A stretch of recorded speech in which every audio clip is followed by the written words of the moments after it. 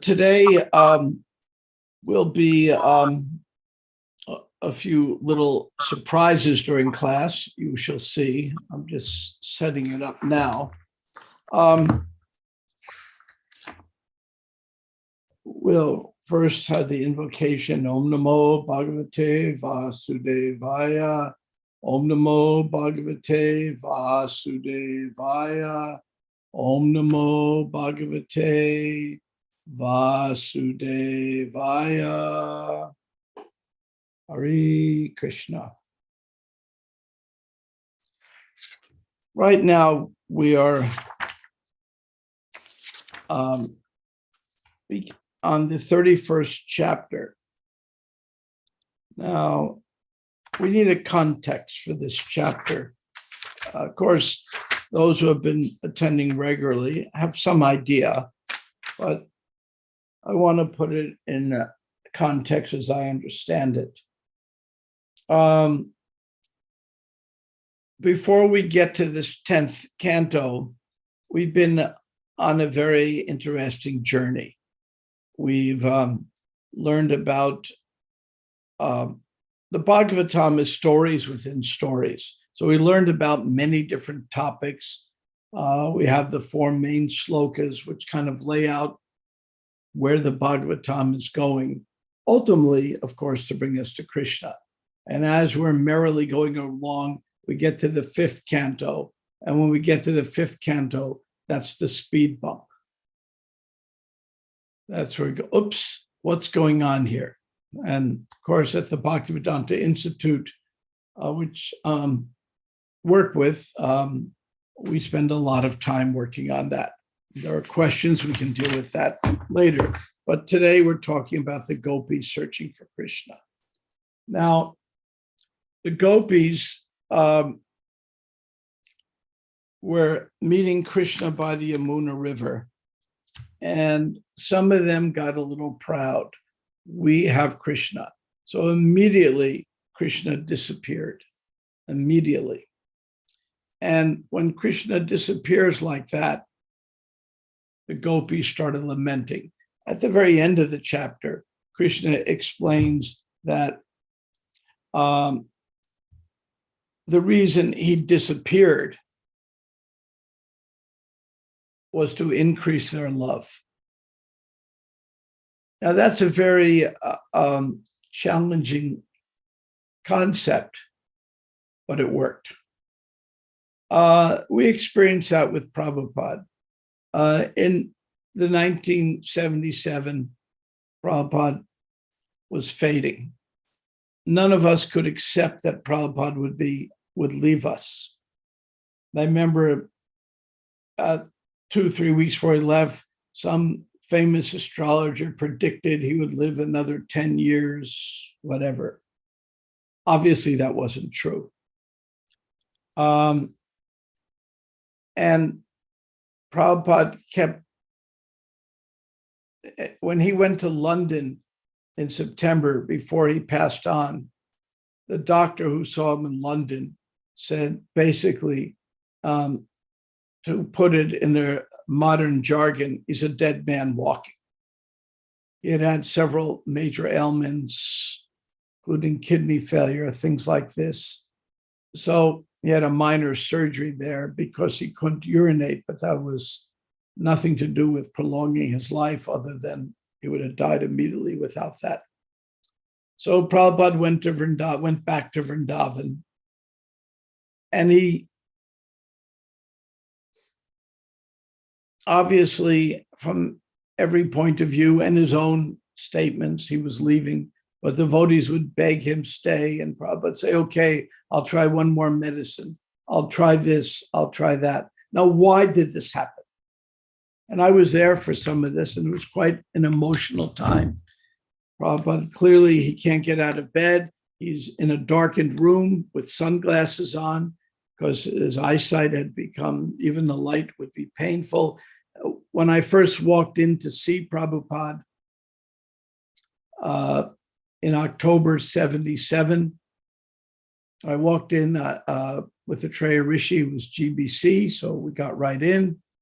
And Prabhupada started laughing because we looked at him.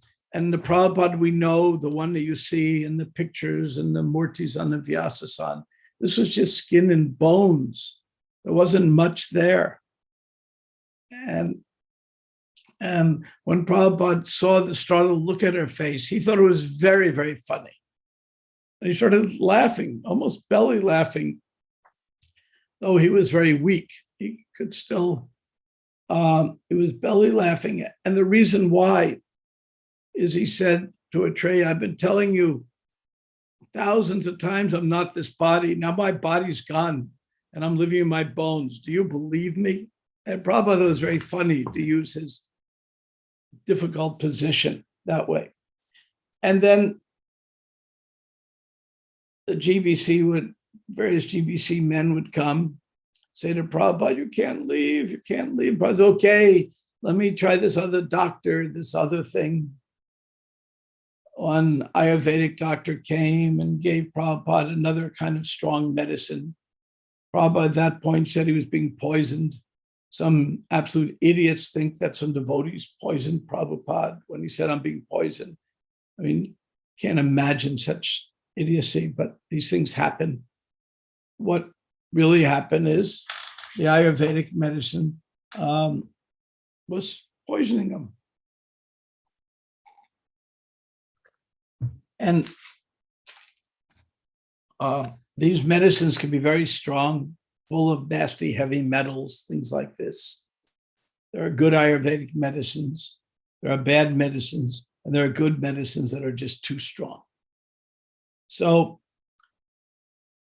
then Prabhupada would say he would talk about leaving, and devotees would beg him to stay. And he'd talk about leaving.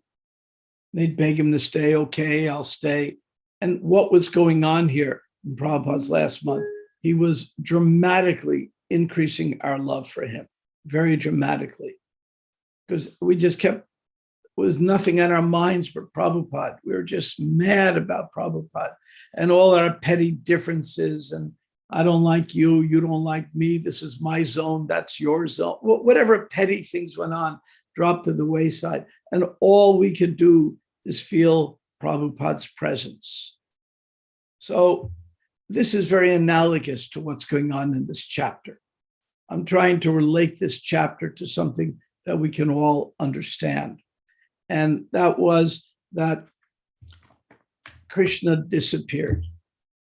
And why? And this, at the very end of this chapter, this comes up. So the gopis' love can actually increase. Though there was an excuse, they felt pride. Krishna later reveals that the real issue was to increase the love. So this is the context of the gopis' search for Krishna. So now they're really, where did Krishna go? So we're going to begin. Kasyachid Bhutanayantaya Krishna Yanti Apichet Stanam Toki Yatva Rudati Anya Padanan Sakat Yatim. One gopi named Putana, one gopi imitated Putana, I meant to say, while another acted, oops, sorry, I jumped to the wrong verse. Sorry about that. I hit the wrong chapter. Now I got it right. I was wondering, this doesn't look familiar. Just read all this. Okay. Tati yad bhavana hani kanam Shruti yuketa tavam apashyatam kutela kutalam shri mukam chatye jada udikshatam pakshmi krid drisham. When you go off to the forest during the day, a tiny fraction of a second, that's when Krishna leaves the gopis, becomes like a millennium for us because we cannot see you. And even when we can eagerly look upon your beautiful face, so lovely with its adornment of curly locks, our pleasure is hindered by our eyelids, which were fashioned by that foolish creator. In other words, she's in essence cursing Lord Brahma, this gopi, saying, how could you give us eyelids? Because we blink our eyelids for that millisecond, I can't see Krishna. So the gopis are feeling this separation. And I think the reason I can understand this chapter to some degree, I must add, is because that's what happened when Prabhupada left. He had that pastime with us, just like Krishna had this pastime with the gopis. Dear Achyuta, another name for Krishna, you know very well we have come here. Who but a cheater like you would abandon young women who come to see in the middle of the night, enchanted by the loud song of his flute, just to see you? We have completely rejected our husband, children, ancestors, brothers, and relatives. Just imagine we're at the Bhakti Center, and a young brahmachari at the center sneaks out of the ashram and goes to Thompson Square Park at 2 a.m. and meets all the brahmacharinis and starts dancing with them. What would we think of such a person at the Bhakti Center? Not that that hasn't happened. But anyway, what would we think of these things? So we would consider it the worst thing possible. How could he do it? 2 a.m, he's sneaking out, going to Thompson Square Park with the brahmacharinis, and they're dancing. I mean, my gosh, that would be a heavy scene. It would be part of the worst scene. So this is called the perverted reflection. If we look, the famous example given in Shastra, which Prabhupada quoted many times, if we look at a giant tree in a pond, everything's weird. The tree looks like the roots are growing upwards and the branches downwards. It's the perverted reflection of the real tree. So this is a perverted reflection of the spiritual world. This example I gave of the brahmachari sneaking out at night, that is a perverted reflection of the spiritual world. And in the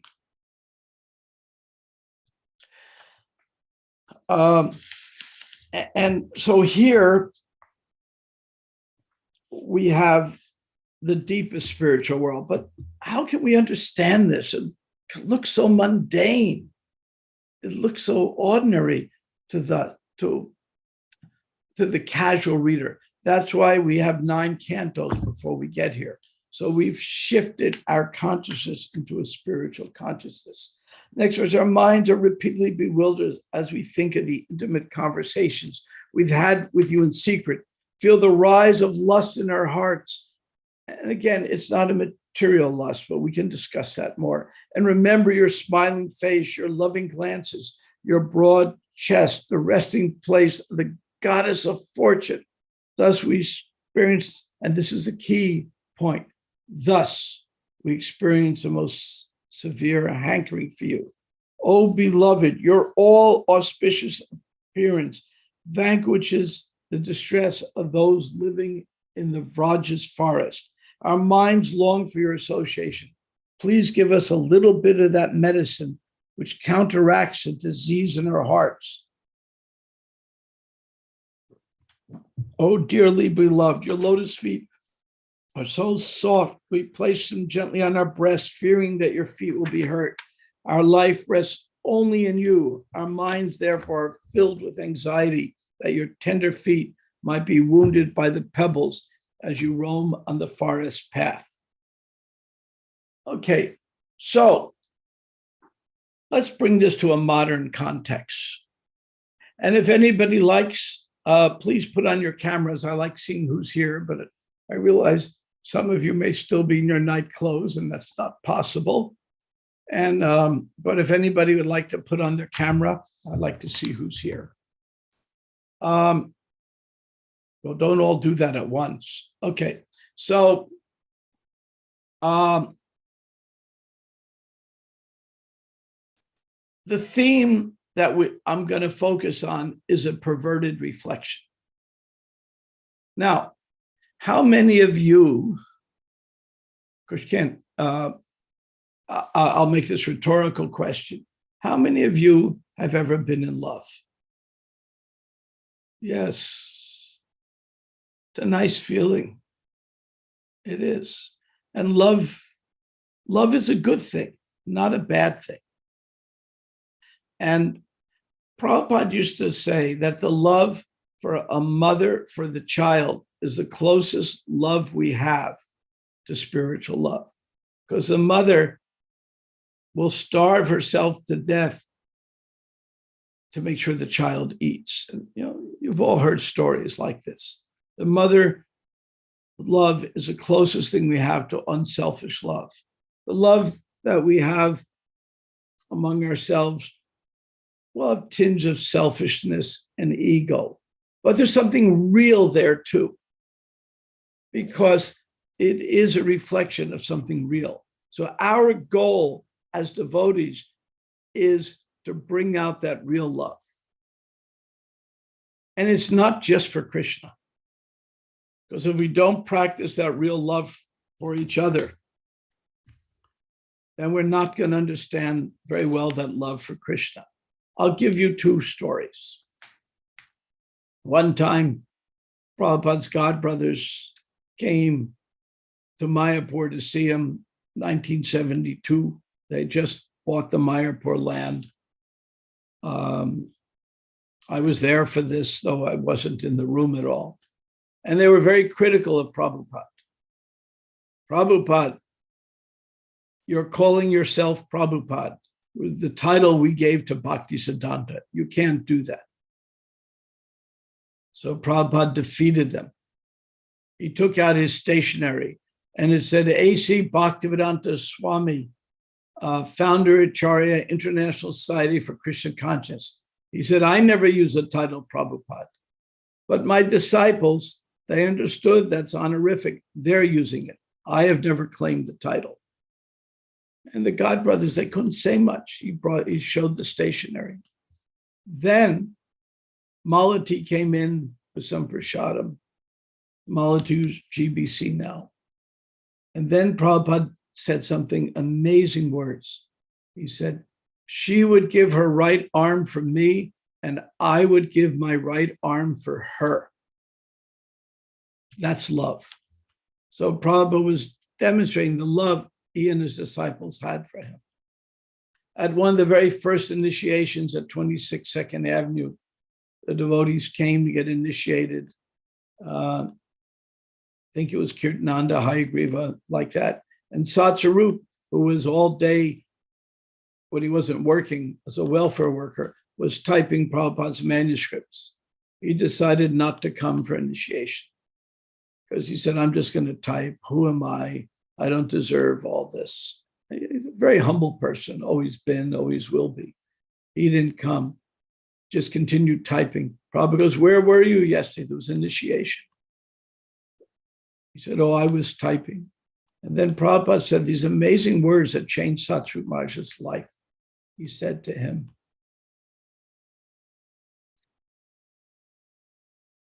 if you love me, I will love you. Complete love. So that's what love's about. Now, in this world, we will find love. And we're always looking for love. In fact, there's a great song called Looking for Love in All the Wrong Places that really says what we do. But it doesn't mean we don't have loving relations of each other. But those relations work when our goal is to love each other so we can understand this love comes from the source, which is Krishna. So modern songs speak about love.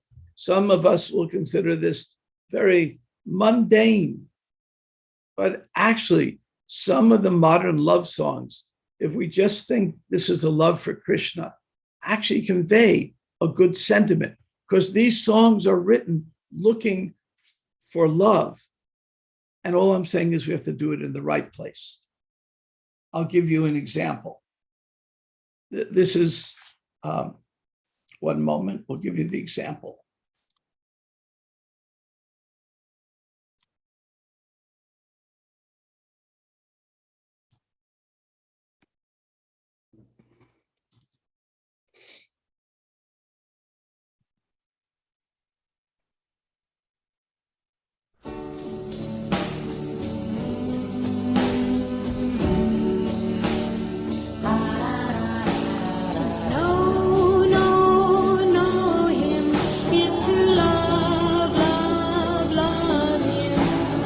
Just to see him smile makes my life worthwhile. To know him is to love him, and I do.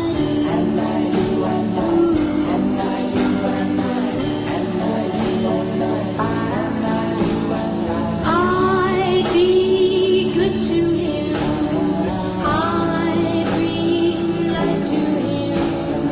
Everyone says there'll come a day when I'll walk alongside of him. Oh, yes, to know is to love. So you get the message. That's actually from the Teddy Bears from 1958. It was a good year. So the idea being that these love songs actually are expressing the inner desire we have for love. They're just directed in the wrong place. And when I hear these, and we hear these all the time, there's music always around, it actually can inspire me to think of Krishna. Now, I'm not saying you should set up a playlist of love songs and play it all day, but if you do, connect it to Krishna because it really works. I'll give you another one.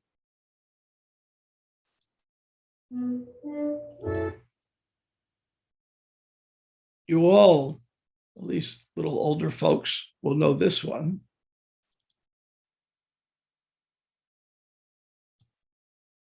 Oops.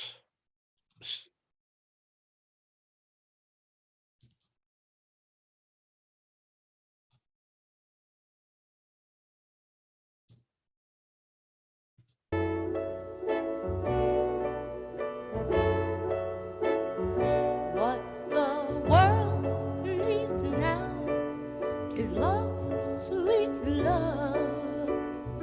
It's the only thing that there's just too little of. What the world needs now is love, sweet love. No, not just for some, but for everyone. Lord, we don't need another mountain. There are mountains and hillsides enough to climb. There are oceans and rivers enough to cross, enough to last till the end of time. What the world needs now is love, sweet love. It's the only thing that there's just too little of. What the world needs now.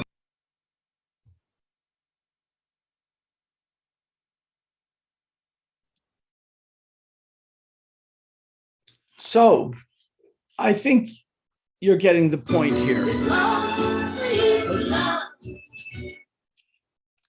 The point I'm trying to make is these songs are reflecting what's in every one of your hearts.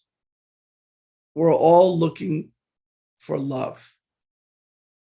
And you might be looking in the wrong places. That doesn't mean you don't love your children, your partner, your friends. Actually, it's the opposite. It means you do love them. And that love becomes deep, deep, unselfish love when we realize the source of the love as Krishna. It's just connecting it. Prabhupada,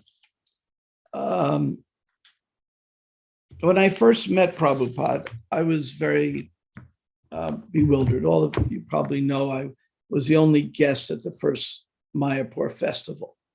And I had already been engaged to be married before I went to India, got engaged, and all of a sudden I get a letter from the Peace Corps saying, I've been accepted for India, where I had to go to urge to go was so strong since I was 10 years old. Just, I was drawn there like a moth to a flame. I had to be there. So there I am in India, planning on getting married, all these things. And I got so concerned. I'd have to give all this up. You know, I give up my hair, but that happened anyway. Time does that. So that one we can live with. What was it? My young days, I had long hair. Now I just long for some hair. So, but Prabhupada said bald is beautiful. So this is good. So, I was very concerned. Do I have to give all this up? You know, I want to have a family, I want this. And do I have to give all this up? And I fought with this internally. And then Prabhupada said to me, no, you just have to make Krishna the center. You just have to do that. And then how to do it was by good association. Prabhupada would make Krishna consciousness so simple. Simple does not mean easy. It means simple. It's not complex, but it's not necessarily easy. So Prabhupada would put it this way, and you've all must have heard this example, but it's worth repeating. If you have a bunch of zeros, it's nothing. And you put a 1 in front of zeros, it's a big number. If you have 6 zeros, it's nothing. Put a 1, it's $1 million. Could be $1 million. Or $1 million pakoras would even be better. It could be anything, but you got to put the 1 in front of it. So all of this chapter is teaching us is about putting the 1 in front of it, seeing things centered around Krishna, but in the most intimate way. I'll give you one more song. I tried to entertain you today. Don't like the ordinary Bhagavatam classes, because then I have to watch people nod off eventually. And there's one more song that I think really reflects the mood of the gopis. I'll put it on for you. Another modern song. This particular group from Australia, the people who sang it were actually very pious people, didn't swap wives, didn't do all these things, weren't into drugs. They're actually, the lead singer became a vegan, and I mean, they're just pious people. And they did one song that really reflects the sentiment of the gopis with Krishna. I'll play it for you.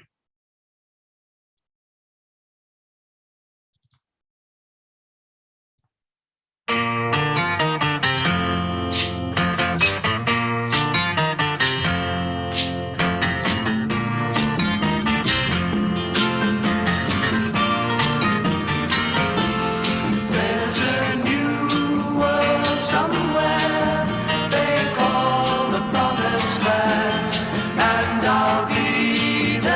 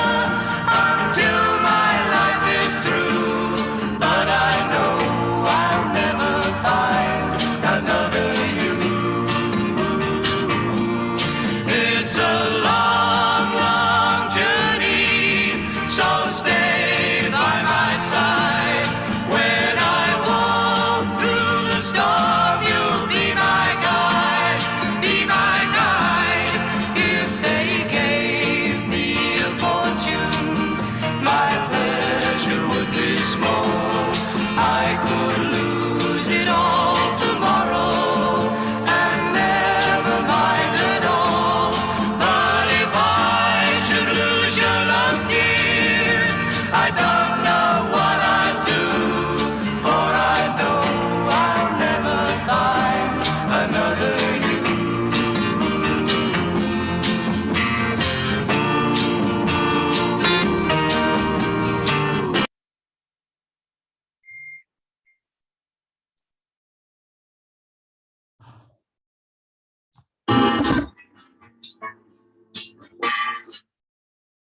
So I think you get the message. I put this on with the lyrics in case you can't hear it, but I assume you could hear it okay. And the idea of this song, to me, reflected in modern terms the very mood of the gopis. And if we read the Sharanagati songs of Bhaktivinoda Thakur, the other songs in our tradition, they also convey this loving sentiment. There was this idea of looking for love is what's going on in this chapter and in this part of the Bhagavatam. And that's really the nature of our world. We are really all looking for love. And some of these songs convey that sentiment. When I listen to that song, and I'm listening to it based from my understanding of the search for Krishna, it just fits well. Now, we don't know. We know the gopis were singing songs. It says it here. And we know they would be singing love songs to Krishna. We don't know what the songs were. We don't know what the music was. We don't know. We may or may not know some of the instruments. A lot we don't know. But we do know the gopis are singing love songs. So what can I do? I don't quite know what the songs are. So therefore, I take the best of the modern songs and I say, that's what we have. Let's offer these songs to Krishna, because these songs are representing, especially this last one, very much that mood of the gopis. I'll never find another you. That's what the gopis are saying. There's no one but you, Krishna. I just want you. That is all I really want.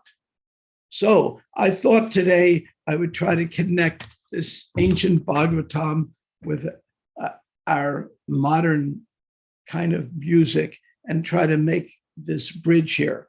I'm going to pause here to see if there are any questions, comments, criticisms. Anything anyone want to add? Bhima. We will never find another Brahma Tirtha Prabhu. Oh, you're lucky about that. Okay, Bhima Prabhu was the first, but Damodar Priya is a lady, so we're going to give her first. Oh, I like that. Well done. And Damodar Priya, newly initiated Damodar Priya. Yeah. Which I was at. Dear Brahma Tirtha Prabhu, thank you so much. First off, speaking of the initiation, I couldn't stop crying on that day for those who weren't there. And Brahma Tirtha Prabhu was the winner there because he passed his beautiful cloth handkerchief to my mom to pass to me. And then I used Brahma Tirtha's handkerchief throughout the whole initiation to clean my eyes while I was crying the whole time because I couldn't stop crying. So thank you so much. I just wanted to personally thank you for that. But I also wanted to personally thank you for these songs, especially that last song really made me cry. Just that idea, that you, especially when the song said, I could lose all these material things, but as long as I have you, then I will be okay. And I was thinking about that, and first in the context of my husband, who I love, and I still feel like I'm in love with my husband. That's and then good. I was thank you. And then I was thinking in the context of my guru, that if how much they're so important in my life, and if I lost everything, but I still had that relationship with them, then I would be okay. And then I was able to finally get to where you were taking us of thinking of Krishna, that as long as I, have these people in my life, then I'll be okay, no matter the material circumstances. So thank you so much for these beautiful, beautiful songs. You just illustrated the point so beautifully. And I actually was in a class last night with Advaita Swami. And funny enough, I asked him very similar to this question. I said, what do we do when people say that we're cold-hearted because we're telling them to be detached and that not to be attached to our family and our friends? And he said, no, it's actually, we're saying have more inclusive love instead of exclusive love. And we're loving their true selves, which is their spirit selves and their connection to Krishna, instead of just loving their bodies and the temporary connections that we have in this life. So I just love how Krishna connected the class that I was in last night to this class through you, Brahma Tirtha Prabhu. So thank you so much. And that's very nice what Advaita Swami said. And the best way to understand this in more modern terms is a Chaitanya Charitamrita, because in there you see one loving relationship after another. And remember, that took place in very modern times, took place just when Columbus was trying to make his way to India and America interfered with his trip. And therefore we have American Indians.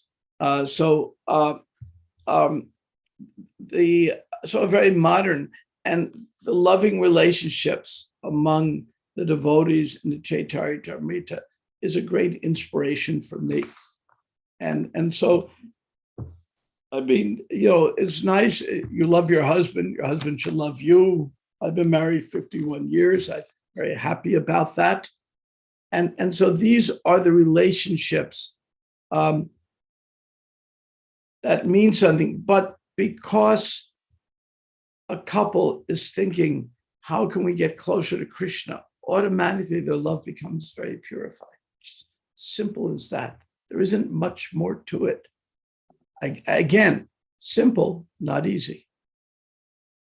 But it is simple. That was Prabhupada's amazing ability to take the complex thoughts of the Vedas and make it so understandable.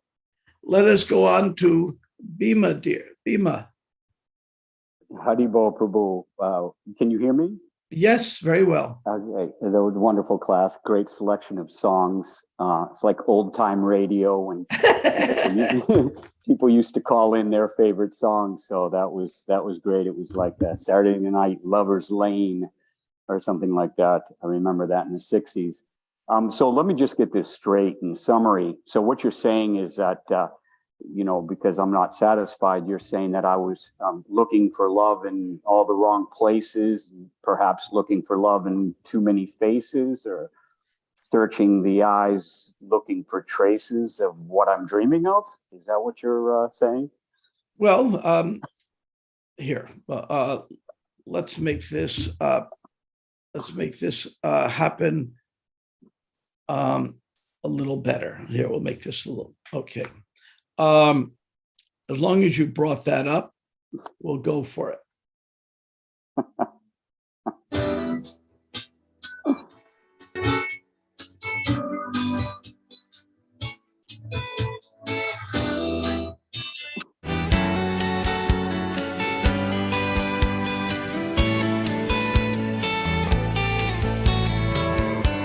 Well, I spent a lifetime looking for you.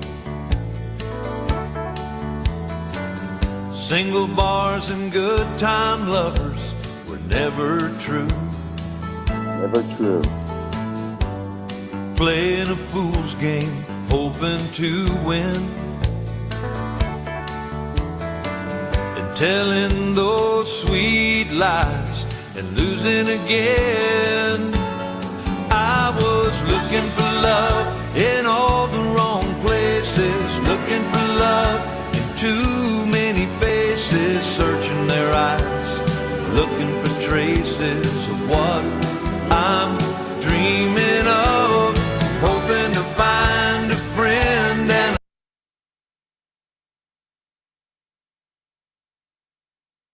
And is that what you were asking about? Yes. Yes. Okay. So Looking for love in all the wrong places. That's a key point. And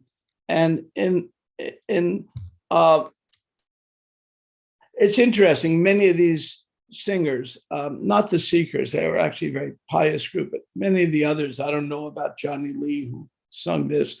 Many of them would have 6 or 10 wives or something like that.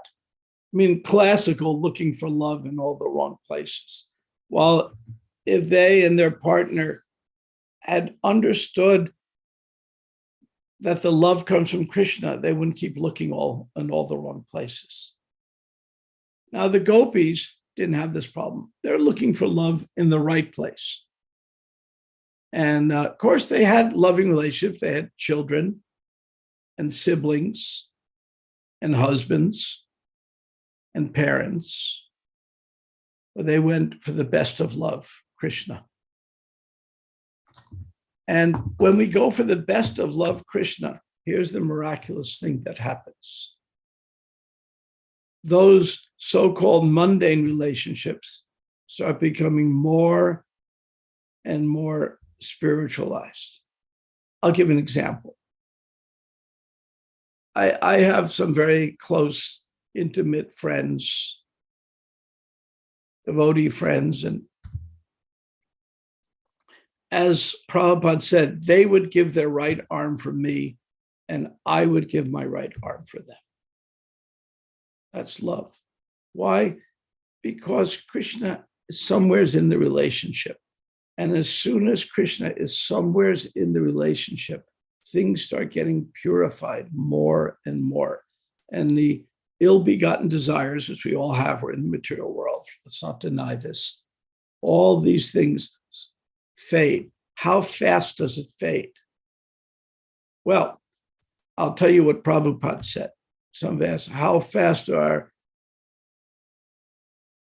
lower desires fade? Well, Prabhupada said it over 150 times. So I counted it. I actually went through the Veda base, started counting. How fast does it occur? Of course, we know we can become fully Krishna conscious the moment, and there's stories like that. But Prabhupada said,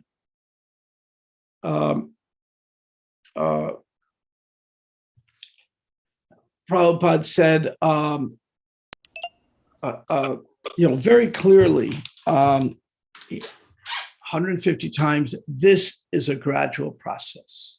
It is a gradual process.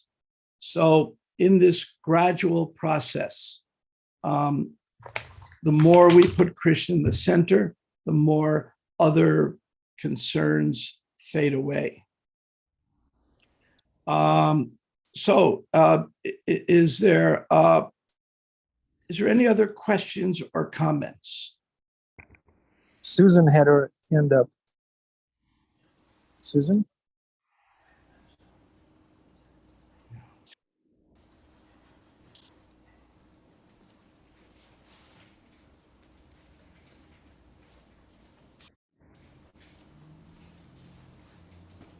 Maybe it's my phone glitching. I don't know. Okay, Krishna Dayadas. Thank you for the wonderful class. In the last song, when they're saying like there is no one and another like you, so are they referring to the seeker or the Lord?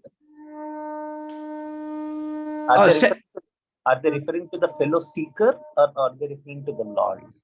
Well, I'm not quite understanding what you're saying.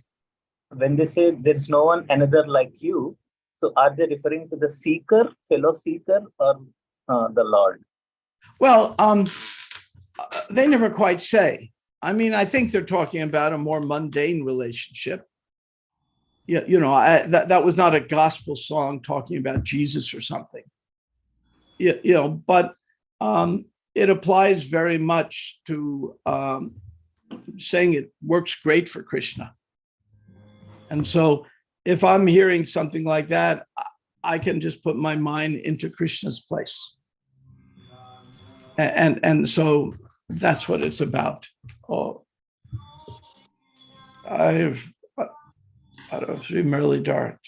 Krishna. So I think we're kind of finishing up here. Is there any last question, or otherwise we'll wish everyone a most blessed day, and that you do two things today. There's two things you have to do. Remember Krishna and never forget Krishna.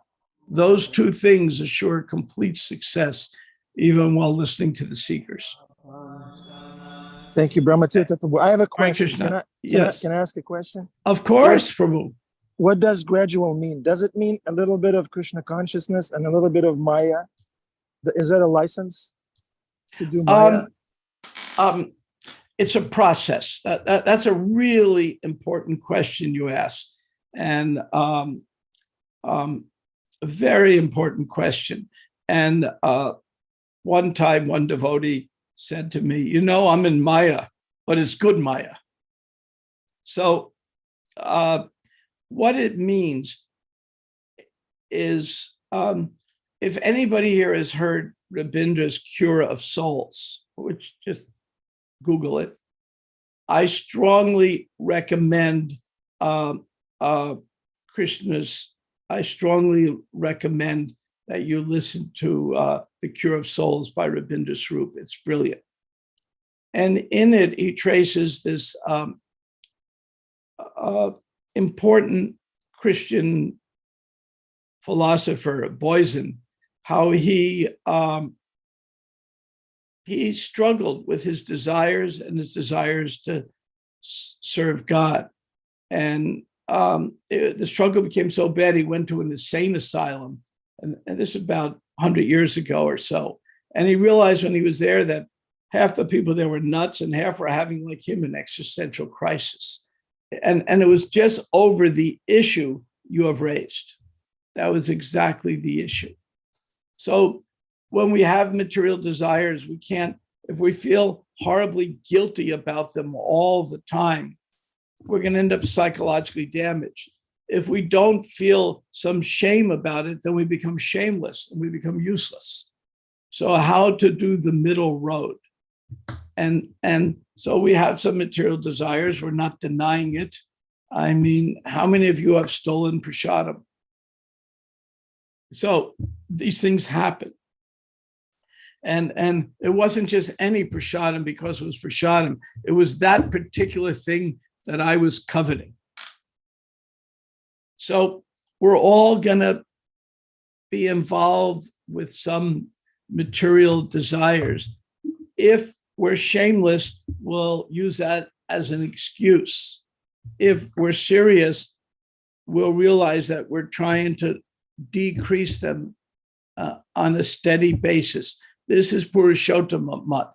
And I know my vrata is to read the Purushottama chapter of the Gita, chapter 15 every day. Actually, I'm getting the hang of the chapter now. It's almost a month of reading it. And in it, Krishna says we really need to give up. He specifically says lust. We need to give up these things to go back, to really connect with Purushottama, the ultimate supreme person. It's another name for Krishna. But how to do that? Again, I remember one devotee joined and he said, all I want to do is think of Krishna. And he got one of these harmonica racks you wear around your neck and put the mantra in front of it. And all day he would be looking at the mantra, chanting. And people would say, Prabhu, can you clean the temple room? Can you do that? I'm sorry, I'm chanting Hare Krishna. I'm a pure devotee. I'm chanting. And about 3 days later, he blooped and never to be seen again. So if we leapfrog to more advanced than we are, it's very dangerous. More dangerous is not having an aspiration to become more advanced, not having the aspiration, say, oh, Maya is so strong, I can give into it, not having the aspiration to do better. I'll give you a very mundane, simple example. Those of us who exercise, I swim, others go to the gym, whatever, we need things to keep the body and soul together. And we say, it's not very important. I don't have to do it. To me, my exercise is part of my sadhana. And if we don't do it, then we become very weak materially. Similarly, if we're not cultivating spiritual life, we become very weak spiritually. When we become strong spirit, as we become stronger and stronger spiritually, it's much easier to deal with the devil on our shoulder. You know, devil's saying every day, the devil says to me, don't get out of bed. Don't get out of bed. It's really nice here. And you know, so that happens. So we gradually learn how to do that. But you asked a good question. With that, I think we're over time now. And thank you very much. It's always a privilege to be at the Bhakti Center. I wish you all a blessed day with Krishna at the center. Thank you very much. Hare Krishna. Thank you. Thank you, Brahma Tirtha Prabhu. Srimad Bhagavatam ki jai, Srila Prabhupada ki jai, Brahma Tirtha Prabhu ki jai, all the assembled Vaishnavas and Vaishnavis and Vaishnavets ki jai.